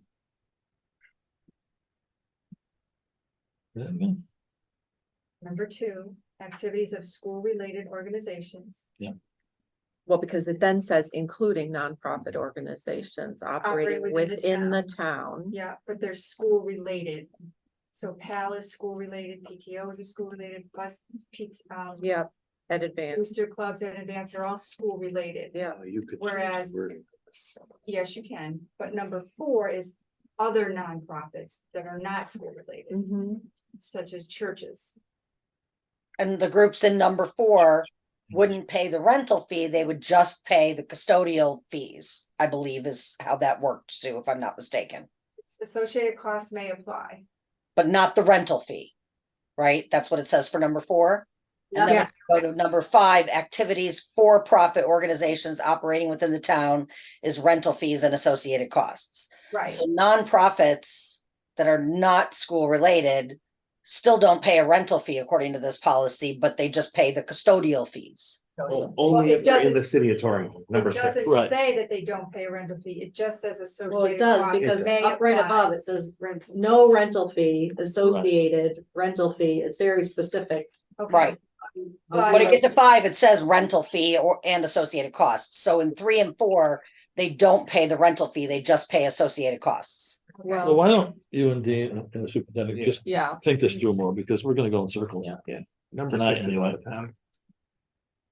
Okay, what else you got? More? That's it?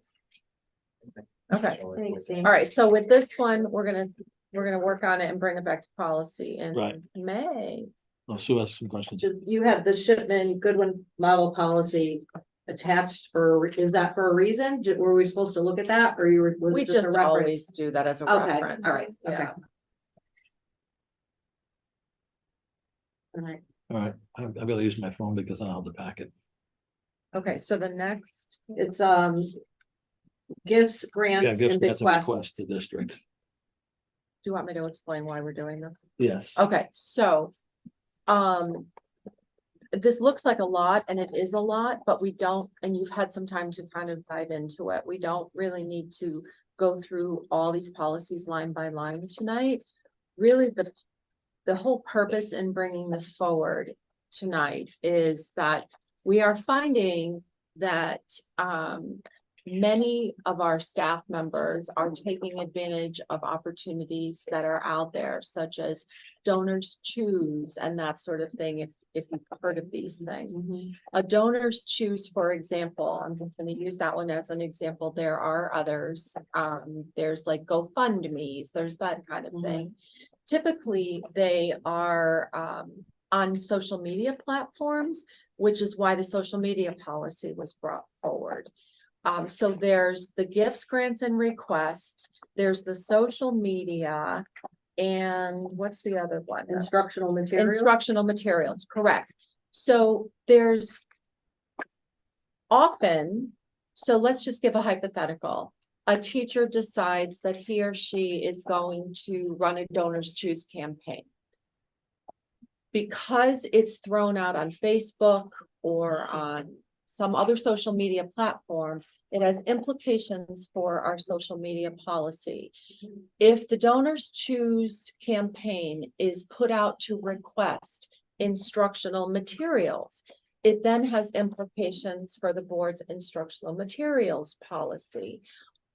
These three policies are all very, very tight and very specific. So if I'm a teacher and I decide I want some new books for my classroom, or something, new books that I want to use to teach a specific lesson, I decide I'm going to run a Donors Choose campaign. I identify myself as a teacher in the Torrington Public Schools. I am now representing myself as a member of this school system, which can be a violation of the social media policy, right? I'm also asking for donations to purchase instructional materials That's not have not necessarily been approved. necessarily approved by anyone or vetted by anyone, where the instructional materials policy clearly states that the superintendent or his or her designee must vet all of those materials, right? The gifts, grants, and requests says that there has to be approval by the principal if the dollar amount is up to $500, or the superintendent / designee beyond the $500.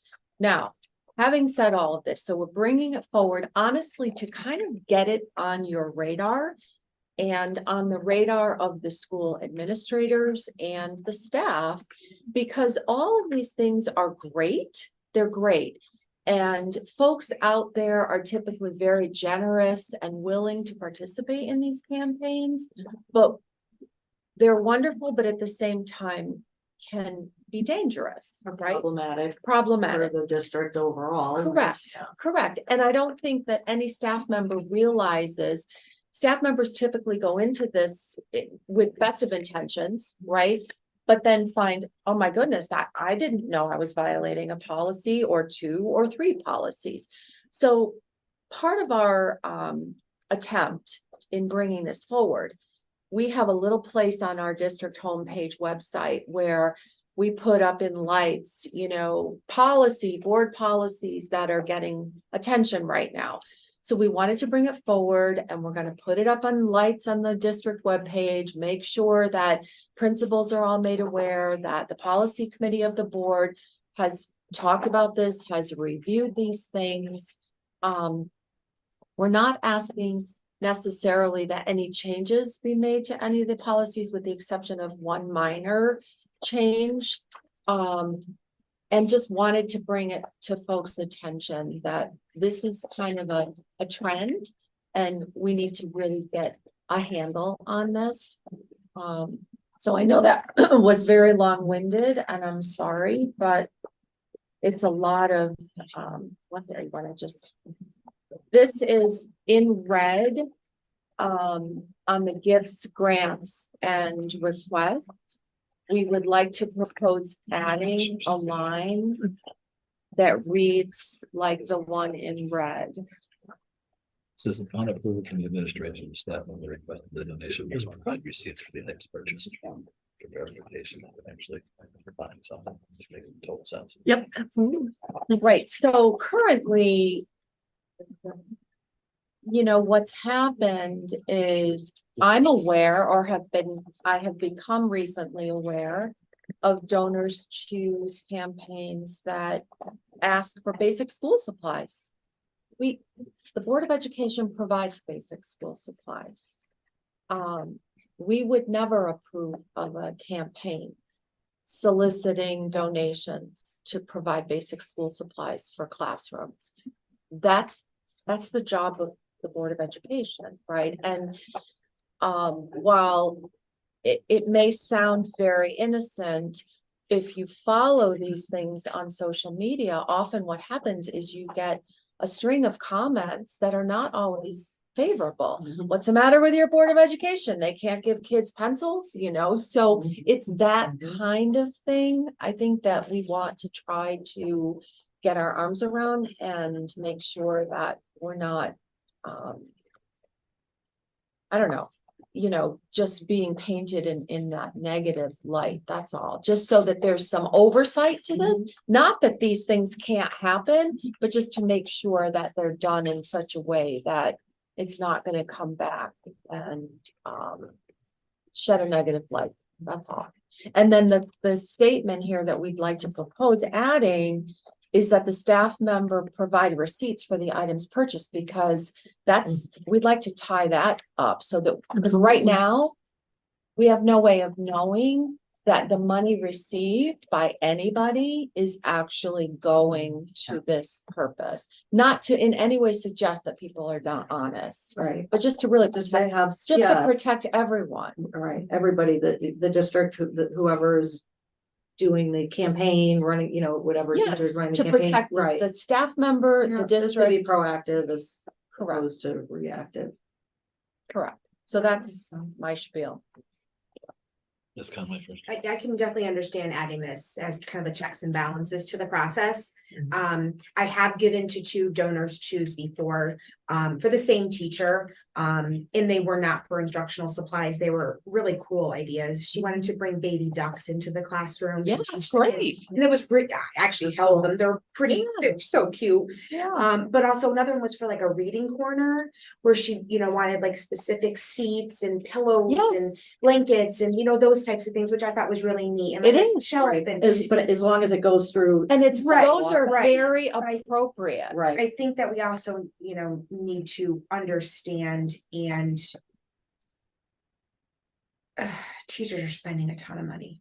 They don't It's- have to, that's the thing, But they don't, they need to come to to their principals and ask for supplies. Right, and honestly, I want to make it clear, we're not suggesting that people should not be allowed to do this. No, We I just- understand. We just. And I agree with the addition of the line. Mhm. And a lot of those donor choose pages are really cool. They're really neat There's some ideas. neat stuff. And you know, I probably would be upset if I saw somebody asking for pencils and markers and crayons and paper or whatever it is, like. But some of them are, you know. The ducks They are, Yeah. some of them are The very. ducks are Everyone's awesome, one or two, yeah. that's The all. large majority are very cool, absolutely. But I think part of the problem is, we've talked about this.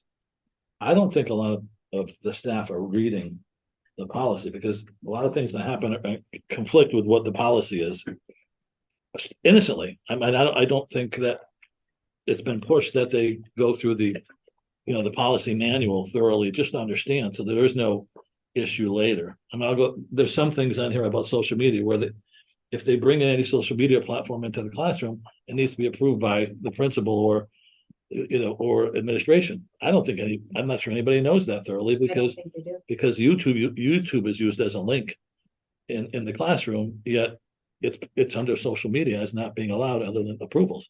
I mean, it should be read thoroughly by everybody, you know, especially within the school, so everybody's understanding what we can and cannot do, but I mean, overall, the policy is good, and we do need to have, you know, reporting. Gary, Yes, nope, sorry, just to, the social media policy in particular, every single employee signs off on that policy, is given that policy to read and signs off that they acknowledge and they understand it at the time of hire. And in 2019, a memo was sent to every employee that was currently in the district at the time. And we got a signed memo back from everybody that they received that policy and that they were responsible for reading it and understanding it.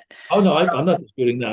I'm just. No, so I'm just saying there are certain, I agree with you that they don't go through every single policy in our policy manual, but there are some that we do make sure that every single employee gets at the time of hire and that they understand that they are responsible for it. So, and they are told in the employee handbook as well that they are responsible for understanding and knowing all of the Board of Education policies.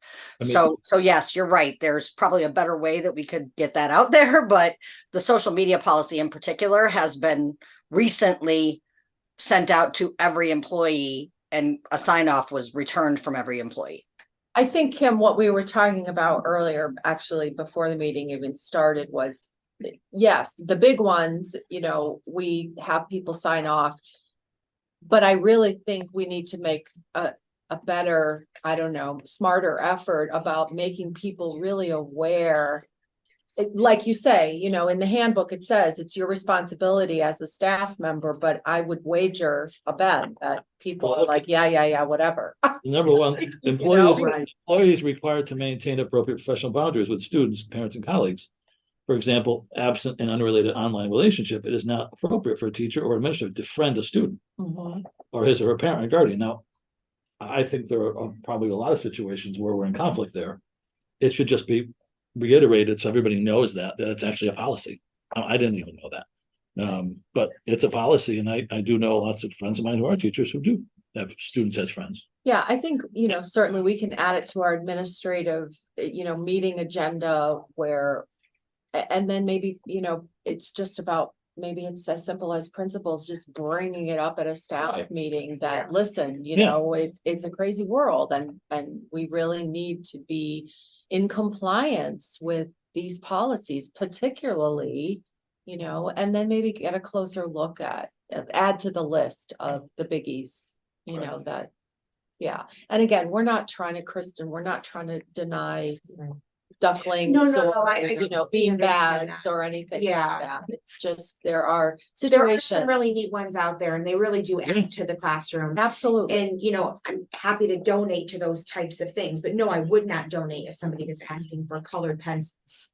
You know? They just have to get approved, that's all. You know.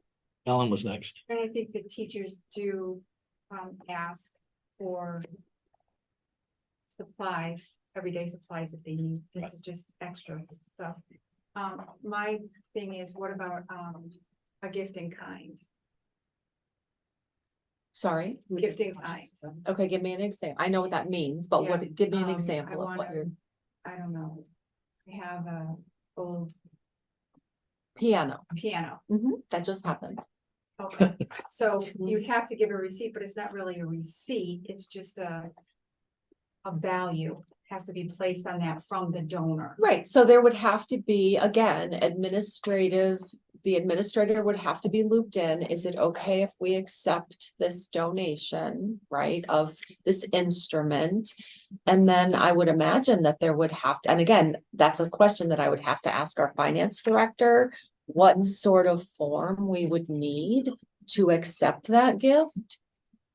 But even if it's a small gift, I'm donating my couch so you can have it for the reading corner. I mean, that's under $500 on your. Right, but I think people need to be made aware. Right. Is that what you're saying? Yes. Are you asking that it be? Right, but you wouldn't get a receipt per se, you would just get whatever is. Well, I think this is specific to those donor choice sites and GoFundMe, right? Asking for a receipt. Donation would be It's something gift grants and bequests. It could be anything, It's a gift. but in kind, but there wouldn't be a receipt, but it might be the form that she's talking Donation. about, that is Right. verification who it came from. Right, As long a as- form and- signed off on And as the a value is receipt. put on it, as long as we have a process for that.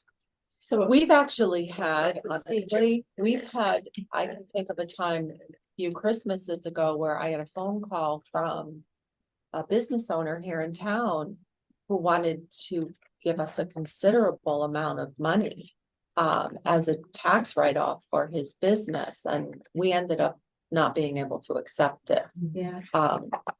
But so yes, there are parameters, legal parameters around all of that. But the conversation tonight was honestly more about what Gary said. It was really about the donors choose, the GoFundMe's, that sort of thing that is, you know, you can put out a donors choose and somebody in Austin, Texas can fund it, right? Right. It's, yes. And then you could not buy the items that you said you were going to buy, Correct, which I totally understand adding that line. correct. Yes. Yes. Donors, GoFundMe, absolutely, but donors choose actually handles the fulfillment. So. Yeah, you when- get the items shipped directly to. the Yeah, school. so what happens? Old school We was- still need a receipt. Well, you may not, What they got. you may have to ask some of the people who have participated in Donors Choose, because Donors Choose, they take all the donations and you have to submit ahead of time. The vendors clearly displayed as to where they're gonna get it. And a part of Donors Choose 15% fee that they take. is the fulfillment aspect of it. So I never worry about them not spending the money because they don't have a choice. They don't get the money. And I've seen some crazy donor choose asks out there before that I 100% agree there should be some oversight to what's being requested. But There has to be 100% It has oversight. to be complete. no, I'm saying there should be some oversight. We should have oversight. And I think we do. We It's just- do, it's just the policy it's not just- being followed. It just hasn't been. Correct. The receipt part, Correct, we just and have it's to figure because that of out. what as well. Gary said, it's, people are not necessarily aware, Right. right? And it's our job to make folks aware. But again, my bigger concern is that, you know, if people are asking for instructional materials that don't necessarily, that we don't know about, that have not been board approved, that's a problem. I agree with you 100%. I was just trying to put to Dean's Yeah. point, we wrote a policy and there were some nuances and Yeah. the nuance to donors chooses, they probably don't get an invoice. Because it's direct shipped. It's kind of like you get, Amazon will drop ship the parts. It The just bill- has to be the order problem. Yeah, If the bill to is donors choose. You may not actually have that. They may have to provide you with like a completed donors choose form and Yeah. you may And have to that's ask fine around. too. That's fine too. That's all, just trying to help you. It's really just proof, evidence Yeah. that in Yeah, I fact, think by saying receipts here, it's just, it really Could be a list, it It could be a could- yeah, receipt of yeah. paper or be a printout from the website, you know, from, yeah, something, kind of proof. yeah. Purchase. I have a question. Yes. Boy, am I gonna throw myself out there now when I ask this. When Alan brought up the in-kind donations. So we had our community partnership we have with a group here in Torrington ran a fundraiser to benefit our students who may need scholarship money to go on a field trip. And I wrote them they gave us a nice donation. It was a little over $500. I wrote them a nice thank you note. That was very kind of you. Did I breach policy? You're turning yourself in. I am, I'm transparent. That's an example, yeah, like that, I mean, evaluate Yeah. that, look at it. what's- right, that's a great example, Mhm. Mary Ann. I think if you had picked up the phone because you wrote the thank you note. Yeah. So then that becomes the document that you have accepted this, Yeah, what it's being used for. In my mind, the only other thing that would need to be tied in was picking up the phone and saying, hey, XYZ organization made a really nice donation to our field trip fund. okay. Calling, right? Does everybody agree? Yeah. Yeah. That the Call them, so superintendent they is know. then, right, Right. the superintendent is made aware that's, yeah. It was very nice. of them. For your trouble. You're not gonna cup and stuff me or anything. We'll have an issue with the children's section of the Forbes Library for the next half hour. Mr. Screen, is there anything you want to, out yourself on this, well, this mention? No, I'm not as transparent. She's sweating over there. Yeah, but I think the different conversations we as principals have with so many generous people in Yeah. Torrington. It's really helped. We have amazingly generous people in Torrington. Yeah. So we don't want to Which burn leads us, bridges. yeah, which leads me, if you're done with that, just really quickly, we did, so. What we thought was gonna be on the agenda tonight was something to discuss for the new building project. That'll be next time. Donations and Oh. things like that, dedications and all that. So Marissa has a pile of examples of policies for that specific instance. Which is something we need to look at. I think it goes beyond the policy subcommittee. I think the Yes. full board needs to be involved Right. in reviewing the sample policies and not at a board meeting. Correct. So we may have to do like a special meeting. Obviously, anybody's welcome to come. But there's a lot of inquiries coming in from the community. We want to make a donation. But we want Our that name whole and life, wall to yeah. have our family name on it. Yes. Like, okay, so what are the protocols we're gonna have in place for when we get to that point? And they're already receiving these requests. So we should do something Yes. sooner than later on how. So to I handle did that. have a couple of meetings at City Hall Mhm. with Vic Michelle, who had begun Oh. to look into this, Mhm. right? So we were looking into the city charter. It was very vague. It really didn't. I thought it didn't have anything. It Anything to really speak of. didn't speak of, and it was his impression, but even he wasn't sure and said he needed to look into it, and then unfortunately He passed, passed, right? yeah. So that the city council might need to weigh in, so, yeah, I know, sorry. So then if that's, all right, then if that's the case, then Let's go on the I say record. we buck it to city council. We're not gonna do all the legwork if they're gonna weigh in, let them do it. Well, do you want us to reach out to the new corporation council and just run it by them first and before you go forward, or do you want to have this meeting first? No, not the meeting first, but I'm thinking you can reach out to their new corporate council and we can reach out to our council. I was gonna say, shouldn't Shipman have some look at this? Yeah, we're the We did responsibility. talk to Shipman. What did she say? They told us to go to corporation council. there you go. because- Okay, then there you go. Yeah. That would be fantastic. I think if that's the case, I would go to them, let them own it. And let the building committee. they so city choose. Council. If that's the way it has to go. There is some advantage to presenting an idea to them because you start to direct the narrative rather than somebody come back going, well, you just can't do that. So I'm just, there may be some benefit to having some kind of a little bit of 2 cents in to kind of guide them so they have a context to take it. And what are we asking? Like, hey, we really would like to do this and we think this is a good idea and we think this is what people are offering.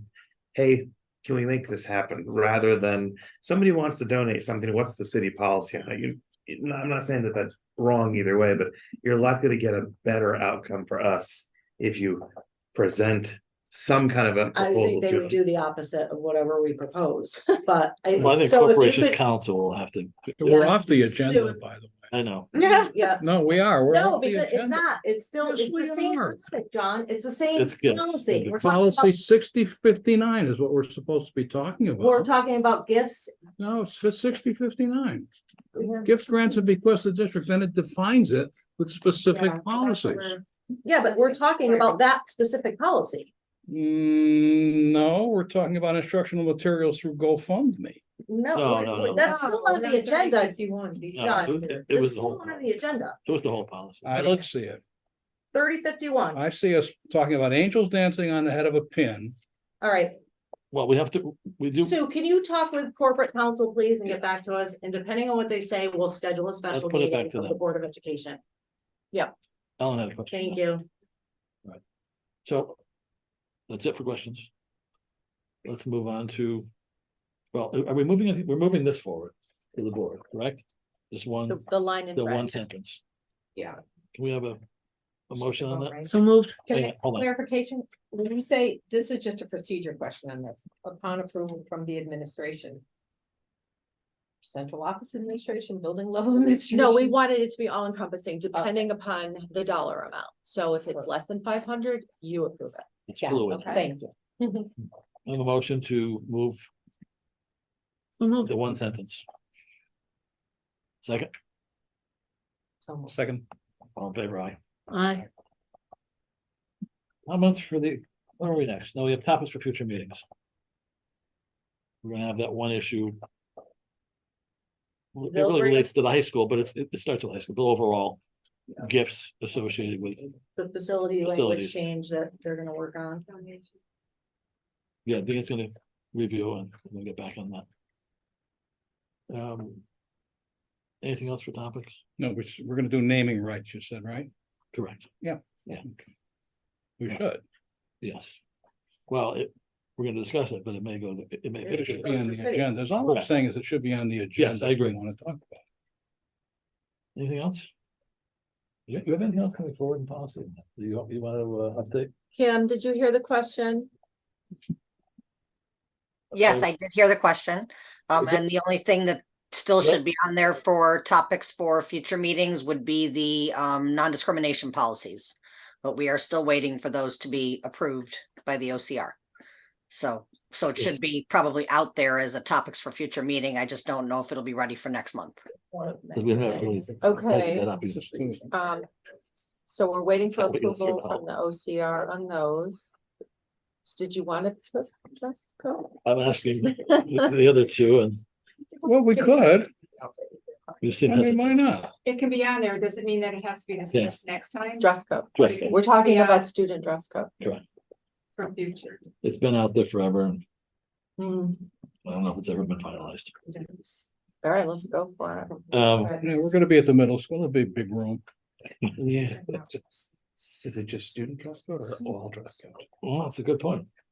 We resolved it, we never resolved the all dress code either, did we? We've only been of late discussing student dress code But it was brought up Power outages. that we wanted to address both. I eventually. remember that, yeah. I wasn't sure if you're gonna put it on for future. We might as well start it for both.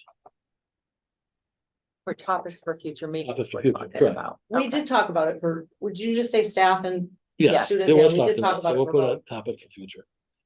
Whenever that future is, we'll decide when we get there. Right, Comments for good of the order. Let's get home. Dean, see that you started this off? Ellen, Thank you for your report. Ms. Honey, Ms. Conley, Nothing really. Thank you. Good meeting. Ms. DePrez. Thank you. Dr. Buchanan. Thank you. Thanks, guys. Have a good Joe. one. John? Good. Bill. I'm good. That was very interesting. Nice Thank to you. have you. Thank you for coming. Thank you, guys. Mrs. Ferguson, I'm good, thank you. Ms. Frieden, We should actually. Board Clerk. What? It's early. Mr. Marcus. No, it's but- I have a motion for this. Second, Second. all in favor? Aye. Go ahead. Okay, everybody drive safe. On to the next one.